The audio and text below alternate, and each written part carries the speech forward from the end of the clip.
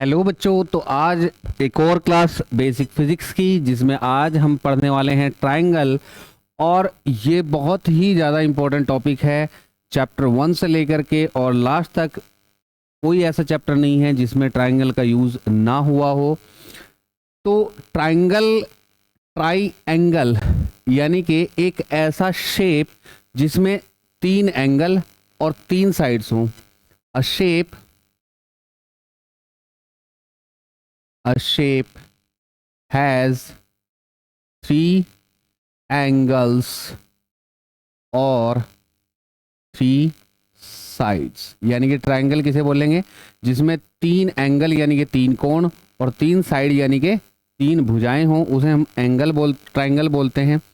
ए, B और सी। तो यहाँ एक ट्रायंगल है, ट्रायंगल ए, बी और सी। तो इस ट्रायंगल में क्या क्या होंगी? एक इसमें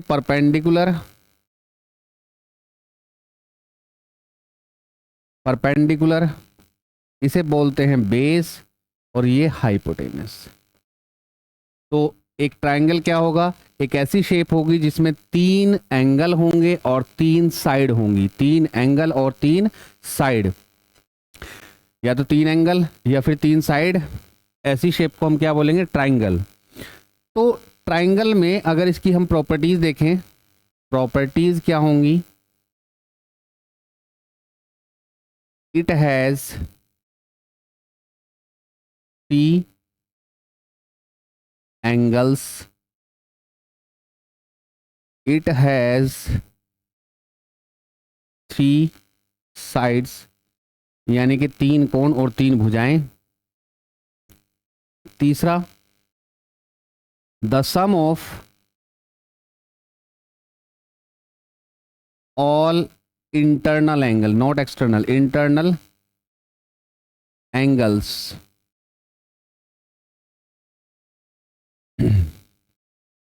इक्वल टू 180 डिग्री। तो ये होगा कि सम इसका 180 डिग्री होगा। और number 4, it occupy some area, कुछ ना कुछ एरिया ऑक्यूपाई करेगा, और ये होगा हमारा ट्रायंगल। तो ये 3-4 प्रॉपर्टीज हैं इसकी। अब बात करते हैं टाइप्स ऑफ ट्रायंगल की, कि ट्रायंगल कितने टाइप के हो सकते हैं।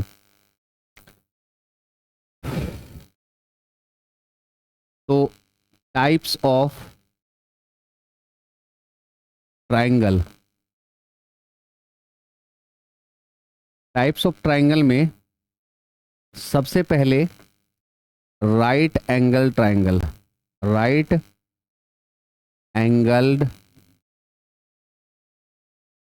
ट्रायंगल, यानी कि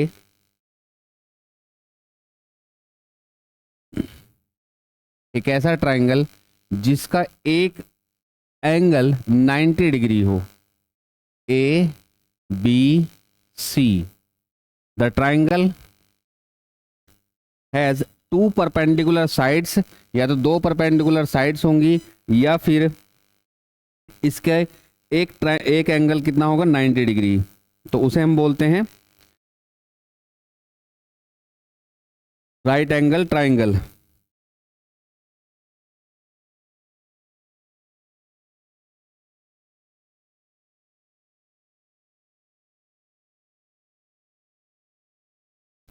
नेक्स्ट, इसकी प्रॉपर्टीज हम देखते हैं कि क्या क्या इसकी प्रॉपर्टीज होती हैं। फिर इससे रिलेटेड हम बहुत सारी थ्योरम्स भी पढ़ेंगे। तो राइट एंगल ट्रायंगल में सबसे पहली चीज प्रॉपर्टीज की, अगर इसकी हम बात करें, properties number 1, an angle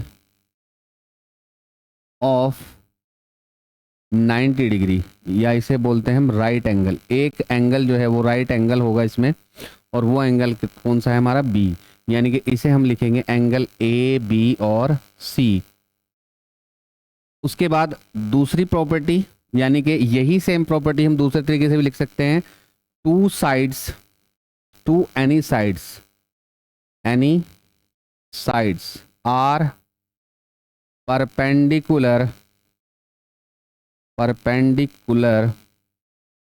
two each other. यानी कि यहाँ पर दो साइड हमारी परपेंडिकुलर हैं, ए बी परपेंडिकुलर किस पर है, A B perpendicular B C. तो ये होगा, ये दोनों सेम ही प्रॉपर्टीज हैं, क्योंकि यहाँ पे परपेंडिकुलर बनेगा, वहाँ एंगल हमारा कितना बनेगा, 90 डिग्री का एंगल बनेगा। इसके बाद तीसरी जो प्रॉपर्टी है, इट ओबेज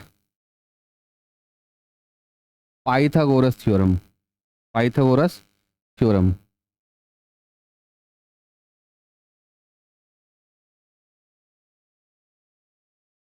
थ्योरम यानी कि इस पर क्या अप्लाई हो सकती है, पाइथागोरस थ्योरम अप्लाई हो सकती है इस ट्राइंगल पर।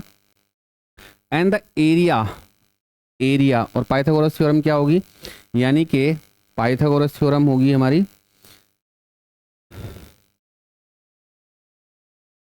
Hypotenuse square H square is equal to base square plus perpendicular square. यानी कि आगे भी इसे पढ़ेंगे थ्योरम वो अलग से, A C square is equal to base कितना है बी सी, तो B C square, and P perpendicular है ए बी, तो ए बी का स्क्वायर। जो नेक्स्ट है वो होगा इसका एरिया। एरिया कितना होगा, यानी कि क्षेत्रफल कितना होगा इसका, क्षेत्रफल होगा इसका 1/2, 1/2 base into height, base into height, या बेस इंटू हाइट की जगह हम लिख सकते हैं इसमें base into perpendicular, perpendicular, perpendicular. यानी कि अगर इसे हम लिखते हैं हिंदी में तो ये होगा क्षेत्रफल, और क्षेत्रफल कितना होगा 1/2 आधार गुना ऊंचाई, या आधार गुना ऊंचाई की जगह हम क्या ले सकते हैं यहाँ, लंब। तो ये होगा इसका एरिया। तो ये कुछ प्रॉपर्टीज है हमारे राइट एंगल ट्राइंगल की। और उसके बाद जो सेकंड टाइप है, सेकंड टाइप बनेगा हमारा आइसोस्केलेन ट्राइंगल। आइसोस्केलेन ट्राइंगल बनाने के लिए हम क्या करेंगे, क्या करेंगे, क्या करेंगे,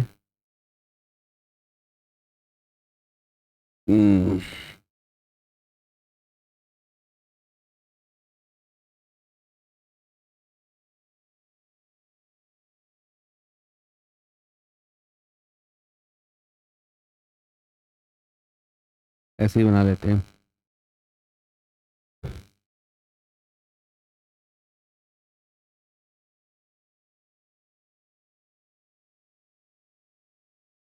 तो ये आइसोस्केलेन ट्राइंगल होगा, थोड़ा सा और बड़ा बनाते हैं इसको।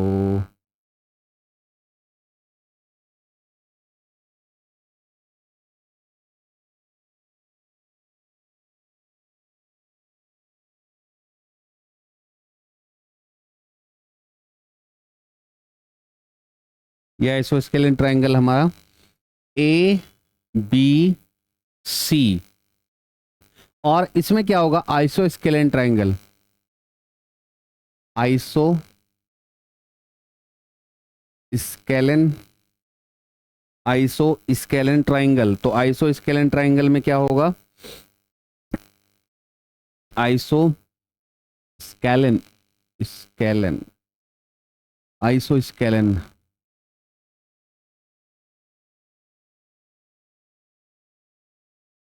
ट्राइंगल, यानी कि इसे हम बोलते हैं समद्विबाहु, समद्विबाहु त्रिभुज, आइसोस्केलेन ट्राइंगल समद्विबाहु त्रिभुज। और इसमें क्या होगा कि ऐसा त्रिभुज जिसकी दो भुजाएं, जिसकी दो साइड्स, यानी कि two sides of a triangle are equal, then it is called isosceles triangle. यानी कि दो भुजाएं इसकी बराबर होंगी, एक ये मान लेते हैं बराबर और एक ये मान लेते हैं। यानी कि अगर इसकी हम प्रॉपर्टीज में जाएं तो इसकी प्रॉपर्टीज क्या क्या होंगी, नंबर एक, टू साइड्स, कोई भी दो साइड्स आर इक्वल, या तो ऐसे लिखोगे इसे, यानी कि A C is equal to A B, या फिर टू एंगल आर इक्वल, यानी कि दो एंगल, और कौन कौन से एंगल, यानी कि जो भी साइड हमने ली है उसके सामने वाला जो कोण एंगल होगा, यानी कि कोण होगा, वो आपस में क्या होंगे, बराबर। इसके सामने वाला ये एंगल और इसके सामने वाला ये एंगल, तो यहां से हम लिख सकते हैं angle A C B is equal to angle A B C. ये दोनों एंगल हमारे क्या होंगे, इक्वल होंगे। और तीसरी प्रॉपर्टी, इसका जो एरिया है, एरिया हम कैसे कैलकुलेट करेंगे, एरिया होगा हाफ बेस इनटू हाइट। यहाँ हम हाइट ही लेंगे, और हाइट हम कैसे कैलकुलेट करेंगे, यहाँ से एक परपेंडिकुलर यानी कि ड्रॉ कर दिया हमने, और ये बन गया हमारा डी, यानी कि इसका जो एरिया होगा 1/2, बेस कितना है इसका BC, and height will be AD। तो ये होगा इसका एरिया, यानी कि क्षेत्रफल होगा इसका ये। और एक कंडीशन आती है कि इफ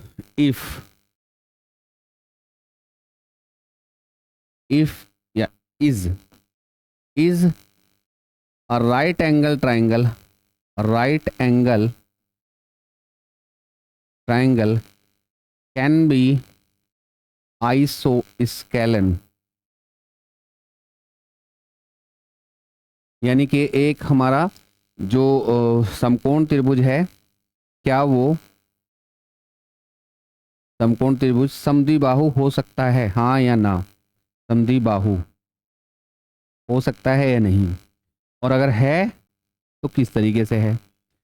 हाँ, एक समकोण त्रिभुज समद्विबाहु हो सकता है बशर्ते कि उसमें दो एंगल कितने होने चाहिए, 45 और 45 के, 45 और 45 के, क्योंकि एक राइट एंगल ट्राइंगल हमने बनाया, राइट एंगल ट्राइंगल में ये एंगल 90 डिग्री, ये एंगल 45 और ये एंगल भी 45, तो ये साइड और ये साइड, इसके सामने वाली ये साइड और इसके सामने वाली ये साइड, दोनों क्या होंगी आपस में बराबर, तो ये दोनों साइड्स क्या होंगी, इक्वल होंगी। तो ये हमारा एक समकोण त्रिभुज यानी कि right angle triangle can be an isosceles triangle.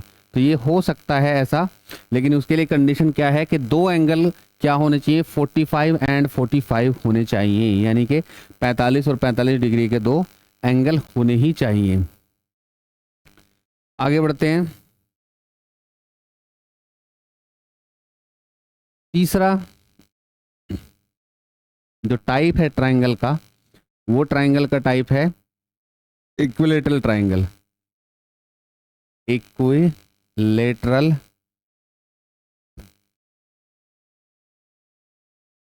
Triangle, यानी कि इसे हम बोलते हैं समबाहु त्रिभुज। तो समबाहु त्रिभुज कैसा होगा, एक ऐसा ट्राइंगल जिसकी सारी साइड्स इक्वल हो, A, B and C। तो a triangle which all sides are equal is called equilateral triangle, यानी कि समबाहु त्रिभुज, सारी भुजाएं क्या होंगी आपस में बराबर, यानी कि AB जो भुजा है वो किसके बराबर होगी, AC के, और AC किसके बराबर होगी, BC के, तो BC किसके बराबर होगी, AB के। सारे एंगल भी आपस में बराबर होंगे, सारे एंगल भी बराबर होंगे। तो प्रॉपर्टीज अगर इसकी देखें हम, तो पहली properties, all sides are equal, all sides are equal. दूसरा, ऑल एंगल आर इक्वल, यानी कि यहां से बनेगा AB is equal to BC is equal to CA, तीनों साइड्स बराबर होंगी। यहाँ पे एंगल क्या होगा हमारा, angle A is equal to angle B is equal to angle C, यानी कि तीनों ही एंगल हमारे क्या होंगे, बिल्कुल इक्वल होंगे। और इसमें एक सबसे इम्पोर्टेंट चीज़ जो है वो हम करने जा रहे हैं, और वो क्या होगी, जो सबसे इम्पोर्टेंट है कि इसमें हमें निकालना होता है एक परपेंडिकुलर, जो हमने परपेंडिकुलर ड्रॉ करेंगे, या मीडियन भी उसे बोल सकते हैं, उस मीडियन की लेंथ, क्योंकि उससे हम एरिया भी कैलकुलेट करेंगे, ए बी एंड सी। और हमने मान लिया कि इसकी हर एक साइड कितनी है, एल और एल। तो एल और एल इसकी हर एक साइड है, और हर एक साइड में हम क्या करेंगे, यहां पर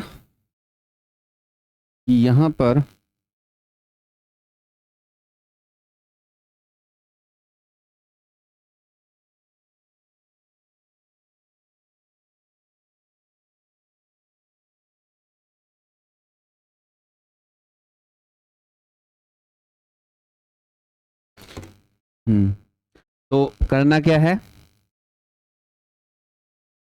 करना ये है कि हम एक परपेंडिकुलर या मीडियन ड्रॉ करेंगे। ए से हमने एक मीडियन ड्रॉ किया और मीडियन ने इंटरसेक्ट किया डी पर। तो ये मीडियन क्या करेगा, इस साइड को बाइसेक्ट करेगा। बाइसेक्ट का मतलब है दो इक्वल पार्ट, बाइसेक्ट यानी कि समद्विभाजित, दो इक्वल पार्ट्स में से डिवाइड कर देगा। तो ये कितना बचेगा, ए से लेकर के सी से लेकर के डी तक, सी डी देख लेते हैं एक बार, सी डी और D B. C D is equal to D B is equal to B C upon 2 and B C is equal to L. Then C D और डी बी दोनों L by 2 के बराबर हो गए। अब एक चीज देखिएगा कि यहां से एक राइट एंगल ट्राइंगल बन रहा है, एक राइट एंगल ट्राइंगल ये बन रहा है। तो कोई सा भी एक राइट एंगल ट्राइंगल हम लेंगे और उसमें पाइथागोरस थ्योरम अप्लाई करेंगे, पाइथागोरस थ्योरम उसमें अप्लाई करेंगे हम, ठीक है। तो करना क्या है, इन ट्राइंगल कौन सा लें, इसमें लेते हैं हम एडीबी ले लो या ए सी डी, कोई सा भी एक इसमें ट्राइंगल ले लेंगे। In right angle triangle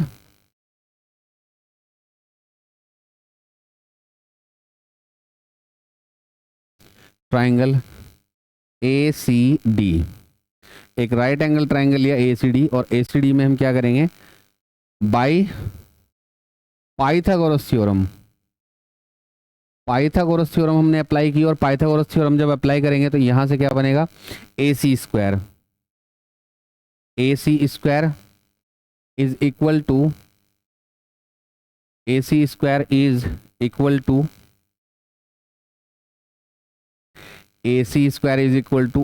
square plus C D square, AD square plus C D square. अब देखिए सारी साइड्स इक्वल हैं, तो ए सी कितना होगा हमारी एल, तो एल स्क्वायर हुआ।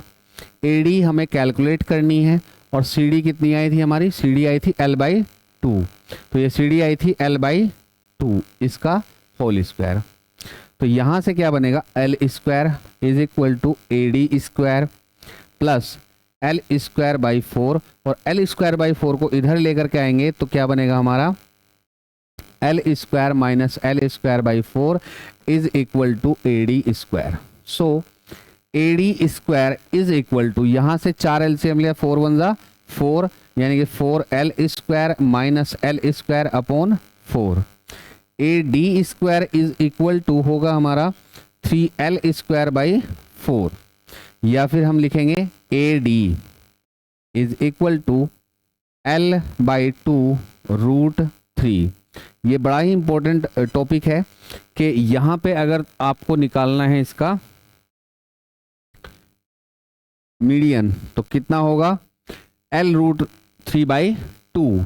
तो अब इसका यूज क्या है, क्यों निकाला हमने, क्योंकि फोर्थ पॉइंट हमें निकालना था एरिया ऑफ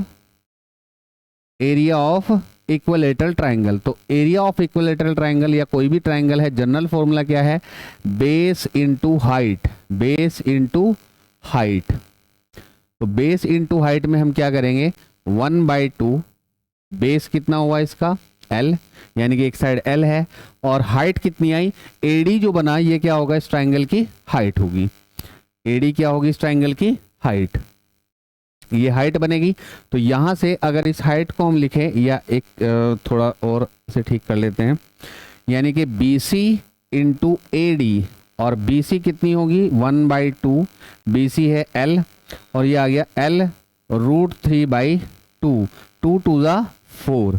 तो इसका जो एरिया होगा वो कितना होगा, √3/4 L इंटू L कितना हुआ, L²। तो area of an equilateral triangle will be √3/4 into L²। L² यानी कि अगर इसे हिंदी में हम लिखें तो हिंदी में क्या होगा, क्षेत्रफल बराबर √3/4 और गुना भुजा की घात 2, ये होगा इसका एरिया। तो ये कुछ चीजें हैं। और एक पॉइंट जो सबसे लास्ट में हम लिखेंगे, जो पॉइंट है वो पॉइंट क्या होगा, एक पॉइंट हमने यहाँ छोड़ दिया था, all angle are of 60 degree, यानी कि हर एक एंगल कितना कितना होगा, 60 डिग्री का हर एक एंगल होगा यहाँ पर। ये भी 60, ये भी 60 और ये भी 60। कैसे, यानी कि तीनों एंगल बराबर हैं, तीनों को हमने x मान लिया। x कितना हुआ, x plus x is equal to the sum of internal angle of a triangle is 180 degree. तो 3x is equal to 180 and x is equal to 60। और x हमने किसे माना है, a को भी, b को भी और c को भी। तो ये होगा हमारा 60 डिग्री। नेक्स्ट इसमें हम चलते हैं कि इसका इसी राइट इक्विलैटरल ट्रायंगल का, क्योंकि पहले ही चैप्टर में बहुत सारे न्यूमेरिकल्स हैं, 12th में भी, और फिर उसके बाद जाकर के हमारे 11th और 12th दोनों में ही बहुत ज़्यादा न्यूमेरिकल्स हैं जो ट्रायंगल पे बेस्ड हैं, और ज़्यादातर किस पे है, इक्विलैटरल ट्रायंगल पे ही आएंगे। तो इक्विलैटरल ट्रायंगल की प्रॉपर्टीज बहुत अच्छे से आप पढ़ लेना। और एक प्रॉपर्टी क्या है कि इसका जो सेंटर है वो कहाँ होगा, जो सेंटर है उसका वो कहाँ होगा।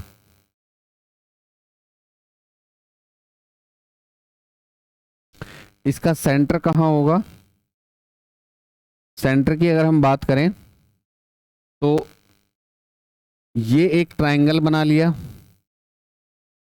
यहां से A, B and C is an equilateral triangle. यहां से हमने एक ड्रॉ किया, dotted line dotted line dotted line.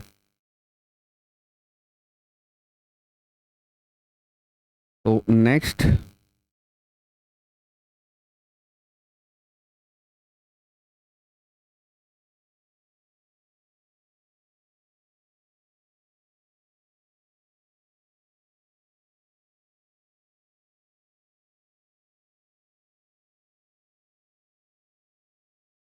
ये एक इक्विलैटरल ट्रायंगल बनाया, और इस इक्विलैटरल ट्रायंगल में अब हम क्या करेंगे, A,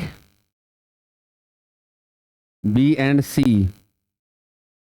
A, B and C, यहां से हम ड्रॉ करेंगे इसमें एक डॉटेड लाइन, और वो डॉटेड लाइन क्या रिप्रेजेंट करेगी, मीडियन को रिप्रेजेंट करेगी। तो मीडियन को रिप्रेजेंट करने के लिए हमने ये एक डॉटेड लाइन यहाँ ड्रॉ कर दी, एक डॉटेड लाइन ये ड्रॉ कर दी, और एक डॉटेड लाइन ये ड्रॉ कर दी। ये तीनों लाइंस एक पॉइंट पर इंटरसेक्ट कर रही हैं, और इसी पॉइंट को हम बोलेंगे centre of the equilateral triangle. और ये सेंटर क्या होगा हमारा, O। इसे मान लेते हैं कि ये कितना है, O। अब ये तीनों जगह यहां हम मान करके चलें कि ये D, ये E और ये F। तो हमें ज़्यादा कुछ नहीं करना है, मीडियन है तो L/2, ये भी L/2, और ये पूरे की पूरी L। तो ये हमने AD अभी कैलकुलेट की थी, क्योंकि हमें क्या निकालना होगा, बहुत सारे न्यूमेरिकल्स मिल जाएंगे आपको जिसमें AO की डिस्टेंस लगानी होगी, BO की डिस्टेंस लगानी होगी, CO की डिस्टेंस लगानी होगी। तो AO, BO और CO तीनों आपस में बराबर होंगी, तो ये हमें कैलकुलेट करनी है। और इसे कैलकुलेट करने के लिए एक थ्योरम है हमारी कि इसके जो इक्विलैटरल ट्रायंगल की जो सेंटर है वो क्या करेगा, इसके मीडियन को 2:1 में डिवाइड करेगा, 2:1 में डिवाइड करता है। तो यहां से AD इज इक्वल टू कितना आया था हमारा, AD इज इक्वल टू कितना, √3/2L आया था, जो भी हमने कैलकुलेट किया था।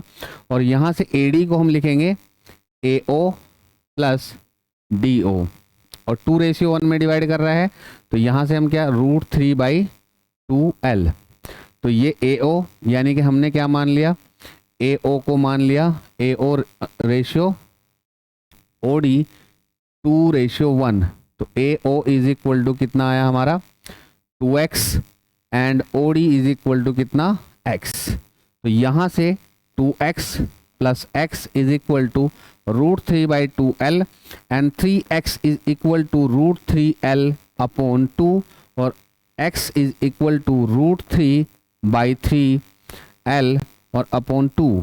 तो यहाँ √3 से हमने √3 कैलकुलेट कर दिया और x की वैल्यू जो आई, x की वैल्यू आ गई हमारी L/2√3। और अगर हमें AO कैलकुलेट करना हो तो AO is equal to 2x के and AO will be 2x की वैल्यू है L/2√3। यहाँ से हमने डिवाइड किया तो AO की वैल्यू आ गई, तो AO की जो वैल्यू होगी, क्या दिक्कत हुई, AO की वैल्यू आ गई ये L/√3। बहुत इंपॉर्टेंट टॉपिक है, यानी कि ये इसका 5वां पॉइंट बनेगा। यानी कि इसका जो सेंटर है वो शीर्ष से, यानी कि इसके जो वर्टेक्स है, वर्टेक्स से कितनी डिस्टेंस पे होगा, वर्टेक्स से होगा L/√3 डिस्टेंस पे। तो 2 पॉइंट ये एक बार फिर से समझ लेते हैं दोनों पॉइंट्स को। तो पिछला पॉइंट क्या था, पिछला पॉइंट था एरिया, यानी कि इसका जो मीडियन है वो मीडियन कितना होगा, median AD is equal to √3/2 into L होगा और इसका जो सेंटर होगा, distance of centre, centre to vertices, यानी कि AO is equal to BO is equal to CO, that will be equal to L/√3। यानी कि इसे हम बोल देंगे साइड, चाहे वो L दी हुई हो, A दी हुई हो या कुछ भी दिया हुआ हो, तो वो होगी हमारी भुजा बटे √3। तो ये हमारे कुछ इंपॉर्टेंट ट्रायंगल थे। एक स्केलन ट्रायंगल भी होता है, स्केलन ट्रायंगल का ज़्यादा यूज है नहीं। स्केलन ट्रायंगल क्या होगा, नेक्स्ट टॉपिक जो है वो होगा स्केलन ट्रायंगल। और स्केलन ट्रायंगल क्या होगा, जिसमें सारी साइड अलग अलग हों, यानी कि AB is not equal to BC, is not equal to BC, AB is not equal to, अरे यार hashtag, is not equal to BC is not equal to CA। यानी कि ये ट्रायंगल है A, B एंड C। तो AB is not equal to BC and not equal to CA। तो इसमें क्या होगा, angle A is not equal to angle B is not equal to angle C। तो ये होगी इसमें इस ट्रायंगल की प्रॉपर्टीज। ज़्यादा कोई खास इसका यूज़ है नहीं, और सबसे ज़्यादा यूज़ है वो यूज़फुल है आपका इक्विलैटरल ट्रायंगल। तो बड़े अच्छे से आप इसे पढ़िएगा, इक्विलैटरल ट्रायंगल को, इक्विलैटरल ट्रायंगल को आपको बहुत ध्यान से, बहुत अच्छे से आपको पढ़ना है। नेक्स्ट ट्रायंगल में कुछ थ्योरम्स हैं। पहली थ्योरम क्या होगी, पाइथागोरस ही पढ़ते हैं, पाइथागोरस थ्योरम, पाइथागोरस थ्योरम। और किसी भी ट्रायंगल के लिए अगर वो राइट एंगल ट्रायंगल है तो राइट एंगल ट्रायंगल में क्या होगा, अभी पहले भी पढ़ाई थी, A, B एंड C। तो यहाँ क्या होगा, जो हाइपोटेनियस है यानी कि कर्ण है, ये लंब है और ये बेस यानी कि आधार है। तो अगर इसे हिंदी में लिखें तो हिंदी में क्या होगा, कर्ण का वर्ग बराबर आधार का वर्ग प्लस लंब का वर्ग, या perpendicular square is equal to आधार यानी कि बेस का स्क्वायर और प्लस ये आ गया हमारा हाइपोटेनस, सॉरी ये आएगा हमारा hypotenuse square is equal to base square plus perpendicular square. यानी कि हाइपोटेनस कितना है इसका, AC is equal to base BC और परपेंडिकुलर है AB। तो ये बनेगी हमारी पाइथागोरस थ्योरम। 10th क्लास में आपने इसे प्रूफ भी किया होगा। तो ये पाइथागोरस थ्योरम है। दूसरी प्रॉपर्टी जो है, दूसरी यानी कि the angle of any triangle in the ratio is the proportional is the proportional any triangle proportional to its opposite side और इसका, इस थ्योरम का अपोजिट भी वैलिड है। यानी कि क्या कह रहा है कि अगर कोई ट्राइंगल है तो उस ट्राइंगल का angle proportional to its opposite side, यानी कि अपोजिट साइड के प्रोपोर्शनल है। ये एंगल 90 डिग्री है तो सबसे लंबी साइड है। एक और एग्जांपल देखते हैं। हाइपोटेनस हमेशा सबसे लंबी साइड होगी। अब देखिए ये एंगल छोटा है तो इसके सामने वाली जो साइड है वो भी छोटी होगी। ये एंगल सबसे बड़ा है, इसके सामने वाली साइड सबसे बड़ी है। और ये इन दोनों से क्या है, यहाँ पर ये एंगल हमारा मीडियन है यानी कि बीच का है, इससे छोटा है और इससे बड़ा है। तो ये साइड जो होगी हमारी, ये क्या होगी, हाइपोटेनियस, और जो परपेंडिकुलर है इन दोनों से थोड़ी सी बड़ी होगी। यानी कि एंगल क्या होगा किसी भी ट्राइंगल का, वो प्रोपोर्शनल होगा उसकी अपोजिट साइड के, या opposite side is directly proportional to the angle. Same यही कंडीशन एक बार देखते हैं। ये देख लीजिए, ये एंगल हमने बनाया तो इस एंगल की जो सामने वाली साइड होगी, या तो इसे लिख सकते हैं हम angle directly proportional to the opposite side,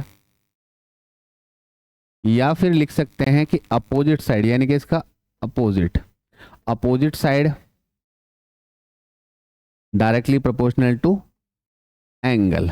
ये दो चीजें हैं जो हमें पढ़नी है यहां पर।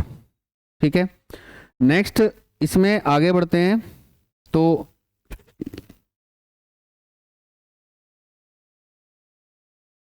प्रॉपर्टी क्या होगी,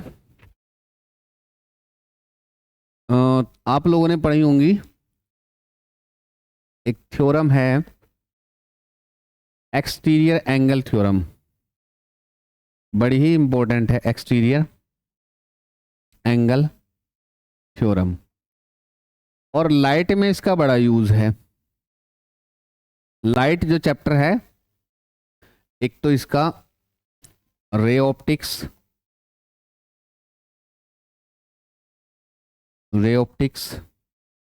और वेव ऑप्टिक्स, इन दोनों चैप्टर में इसका यूज ज्यादा है।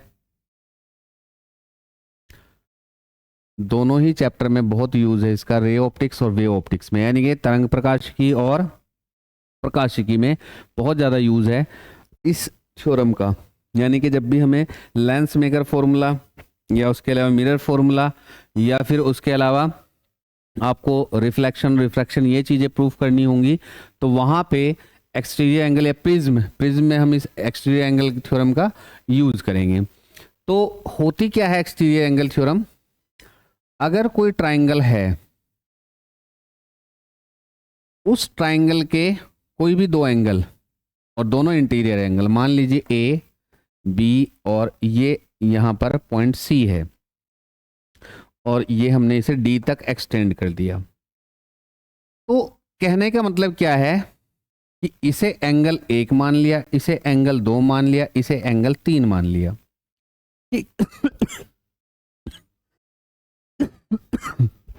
किसी भी ट्राइंगल के दो एक्सटीरियर एंगल का जो सम होगा, दो एक्सटीरियर एंगल 1 एंड एंगल 2, दो इंटीरियर एंगल का जो सम होगा वो किसके बराबर होगा, थर्ड एंगल पर, जो भी थर्ड वर्टिसेस है उस पर जो एक्सटीरियर एंगल बनेगा, चाहे वो एंगल इधर बना हो चाहे वो इधर बना हो, इसे यहाँ भी बना सकते हैं, यहाँ बना हो, क्योंकि ये एंगल और ये एंगल दोनों सेम ही होंगे। ये एंगल और लाइंस में हमने पढ़ा था, क्योंकि ये इस तरीके से हो गया, यहाँ पर ये एंगल 4 है तो ये भी 4 ही होगा। और क्यों होगा? क्योंकि ये वर्टिकल अपोजिट एंगल है। तो यहाँ पर क्या होगा?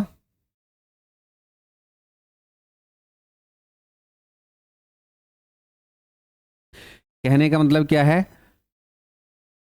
The sum of any two interior angles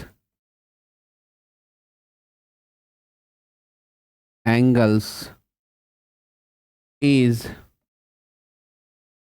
equal to the exterior angle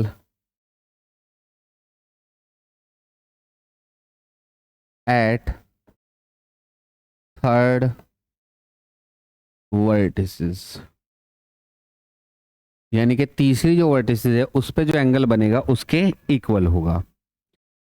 यानी कि sum of any two interior angle, किसी भी दो का सम, अगर 1 और 3 का निकालेंगे 2 पे एक्सटीरियर जो बनेगा उसके बराबर, 2 और 3 का जो हमारा सम होगा वो 1 पे जो एक्सटीरियर एंगल बनेगा उसके इक्वल।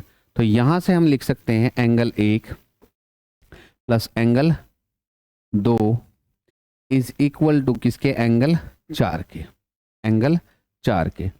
अगर मान लीजिए हम यहाँ बना लें एंगल 5, तो ये 2 को हम छोड़ देते हैं, 1 और 3, angle 1 plus angle 3 is equal to angle 5। यानी कि कोई भी दो इंटीरियर एंगल, एंगल 1 और एंगल 2 की अगर हम बात कर रहे हैं तो इसके बाहर तीसरे वर्टिसेस पे एंगल बना है एंगल नंबर 4, और ये एंगल नंबर 4 के इक्वल होगा। तो ये एक्सटीरियर एंगल थ्योरम है, बड़ी ही इंपॉर्टेंट है। उसके बाद 2 और प्रॉपर्टीज हैं। 9th क्लास में आपने पढ़ी होगी कॉन्ग्रुएंसी। कॉन्ग्रुएंसी यानी कि सर्वांग समता। इसकी कुछ इंपॉर्टेंट सर्वांग समता इंपॉर्टेंट थ्योरम हम देख लेते हैं बस, और फिर उसके बाद सिमिलैरिटी। यानी कि 2 ट्राइंगल हैं, 2 ट्राइंगल हैं,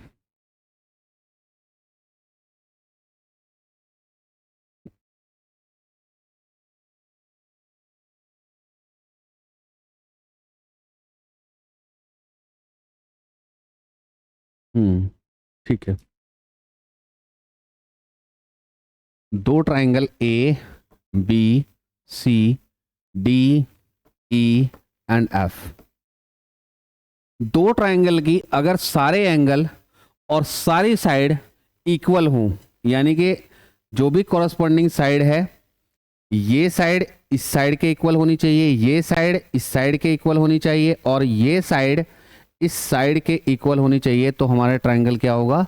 कॉन्ग्रुएंट। यानी कि 2 बिल्कुल एक जैसी, एक मेजरमेंट वाली 2 शेप कोई भी हमारी क्या होंगी? कॉन्ग्रुएंट। जैसे मान लो ट्राइंगल की बात कर रहे हैं, स्क्वायर भी हमारा अगर सेम मेजरमेंट के 2 स्क्वायर हैं, यानी कि उनकी साइड बिल्कुल इक्वल है, 5 सेंटीमीटर साइड का एक स्क्वायर है, 5 सेंटीमीटर स्क्वायर साइड का दूसरा स्क्वायर है, तो दोनों आपस में क्या होंगे? कॉन्ग्रुएंट होंगे। तो ठीक इसी तरीके से अगर ये तीनों साइड इक्वल हैं तो दोनों कॉन्ग्रुएंट होंगे, एंगल तो अपना आप ही बराबर होंगे। तो यहां पर इन्हीं से इसकी कुछ थ्योरम बनती है। सबसे पहली थ्योरम है एस एस एस, यानी कि इसे हम हिंदी में बोलते हैं भुजा, भुजा और भुजा।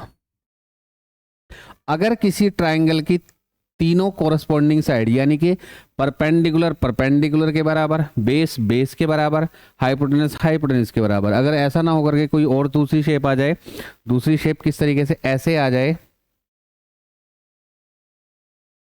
ये साइड इस साइड के बराबर, ये साइड इस साइड के बराबर, और ये साइड इस साइड के बराबर, तो यहां क्या होंगे? दोनों ट्राइंगल हमारे कॉन्ग्रुएंट होंगे। और इसमें हम क्या करेंगे कि A B should be equal to किसके? डीई के।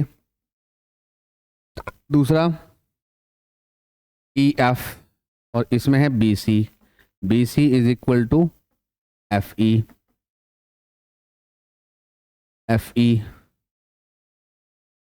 और तीसरा है AC is equal to DF। अगर ऐसा है तो हम क्या करेंगे, by SSS congruency, triangle ABC congruent triangle DEF, दोनों ट्राइंगल हमारे कॉन्ग्रुएंट होंगे। और जब दोनों ट्राइंगल कॉन्ग्रुएंट होंगे तो इनके एंगल को भी इक्वल होना पड़ेगा। तो एंगल भी क्या होंगे, इनके इक्वल ही होंगे, यानी कि angle A is equal to angle D, angle B is equal to angle E and angle C is equal to angle F। और ये किससे आया है, CPCT। ठीक है, CPCT congruent part of congruent corresponding triangle, corresponding part of congruent triangle. तो ये बनेंगे CPCT से, एंगल भी इक्वल होंगे। दूसरी जो इसकी प्रॉपर्टी है,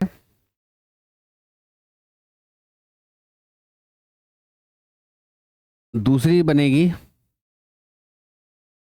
SAS, यानी कि भुजा कोण भुजा। इसमें क्या करना है कि दो ट्राइंगल हैं,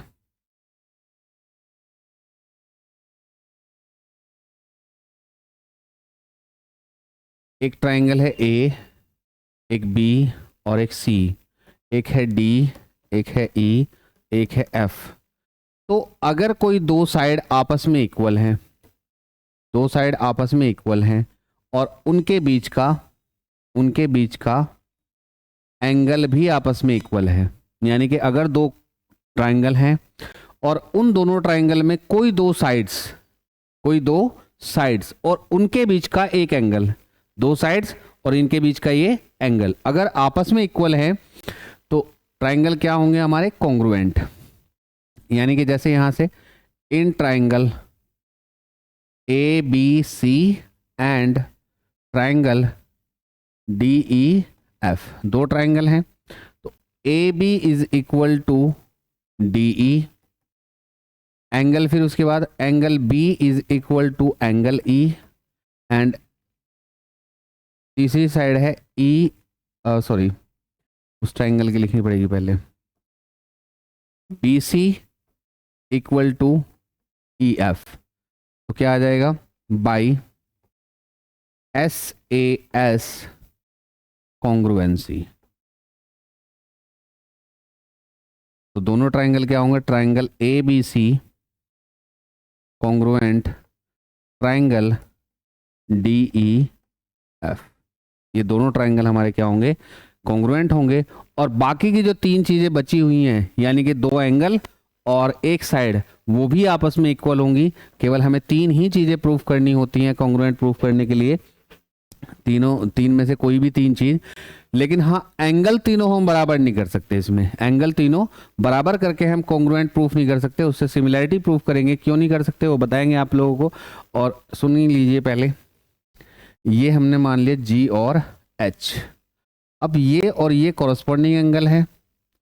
अगर हम बात करें इन दो ट्राइंगल की, ट्राइंगल ABC और ट्राइंगल AHG की, तो एंगल A के बराबर होगा, एंगल H एंगल C के बराबर होगा और एंगल G एंगल B के बराबर होगा। यानी कि एंगल तो बराबर हैं लेकिन साइड यहां बराबर नहीं है, तो इसलिए कॉन्ग्रुएंट नहीं हो सकता। जबकि कॉन्ग्रुएंट में क्या होना चाहिए, हर चीज बिल्कुल इक्वल होनी चाहिए। तो ये हम AAA यहां अप्लाई नहीं कर सकते। तो उसके बाद आती है आपकी थ्योरम तीसरी, AA या ASA,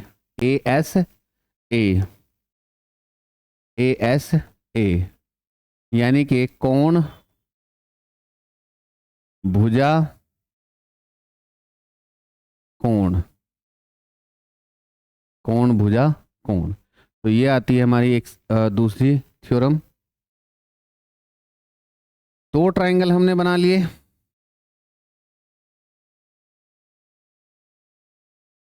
एक ट्रायंगल ए बी एंड सी, दूसरा ट्रायंगल डी ई और एफ। दो ट्रायंगल हैं, ट्रायंगल ए बी सी और ट्रायंगल डी एफ। तो इन दोनों ट्रायंगल में क्या होगा कि दो एंगल, मान लीजिए एंगल बी और एंगल सी किसके इक्वल है, एंगल ई और एंगल एफ के,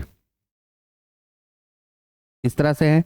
और इन दोनों के बीच की जो साइड है वो भी आपस में इक्वल है, यानी कि इन ट्रायंगल, अगर ट्रायंगल कौन कौन सा, A B C and triangle D E F, दो ट्रायंगल हैं। तो इन दो ट्रायंगल में हम क्या करेंगे, अगर एंगल बी एंगल ई के इक्वल है, उसके बाद बी सी साइड इसके एफ ई के इक्वल है, and the third is angle C is angle F के बराबर है, तो ट्रायंगल क्या होंगे, triangle A B C congruent triangle D E F. और बाकी जो तीन चीजें बची हुई हैं सीपीसीटी से, वो भी आपस में इक्वल होंगी। मान लीजिए इस एंगल की बात करें तो इस एंगल के बराबर होगा, और इस साइड की अगर बात करें तो इस साइड के बराबर होगी, और ये साइड इस साइड के बराबर होगी ही होगी, अगर ये हमने कॉन्ग्रुएंट प्रूफ कर दिए तो ये कॉन्ग्रुएंसी में एक आरएचएस और है हमारी थ्योरम। आरएचएस में क्या है कि अगर किसी ट्रायंगल के क्या होगा, दो साइड, कोई भी दो साइड हमारी इक्वल है, तो वो क्या होंगी, वो ट्रायंगल हमारा कॉन्ग्रुएंट होगा। यानी कि आरएचएस में हम क्या करेंगे,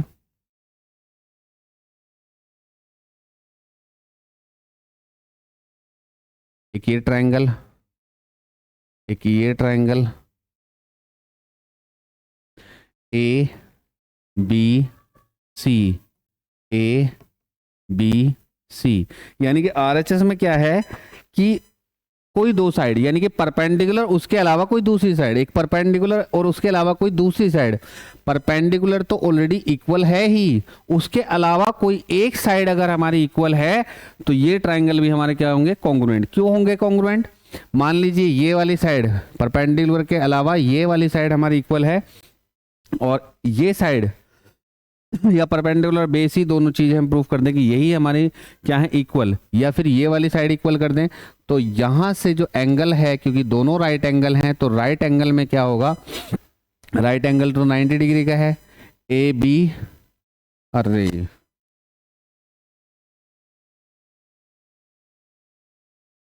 D E F, A B is equal to D E के, और एंगल बी हमेशा होगा एंगल ई के, और क्यों होगा, क्योंकि ये है 90 डिग्री का। दूसरा हमने प्रूफ किया है कि बी सी भी हमारी किसके इक्वल है, ई एफ के इक्वल है, तो यहाँ पे हमारी क्या लग जाएगी, आर एच एस थ्योरम।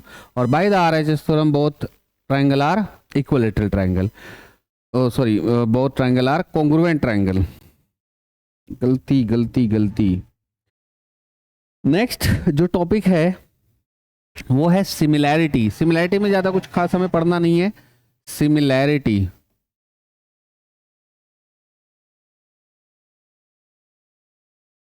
तो सिमिलैरिटी में हमें क्या करना है,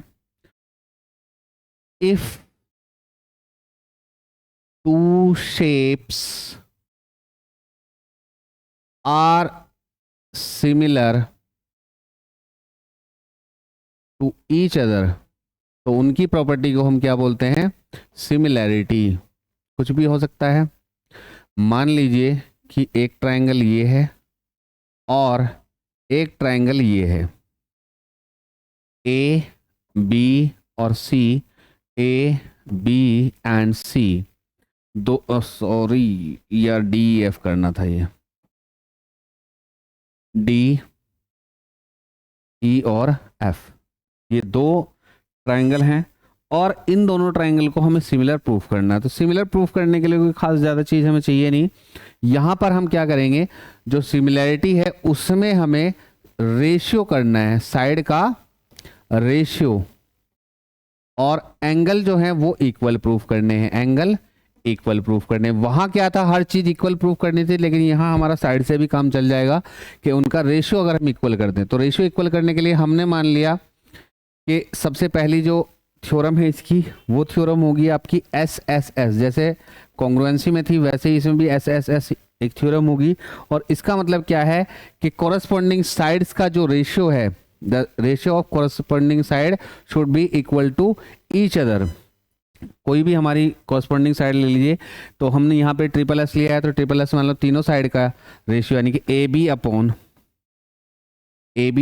डी ई, ये बराबर होनी चाहिए B C upon E F के, और ये बराबर होना चाहिए A C upon T F के। तो दोनों ट्राइंगल क्या होंगे, triangle A B C similar triangle D E F के। तो दोनों ट्राइंगल हमारे सिमिलर होंगे। उसके अलावा दूसरी जो प्रॉपर्टी है, वो दूसरी प्रॉपर्टी क्या होगी इसकी, कि अगर इसमें हमारा एस ए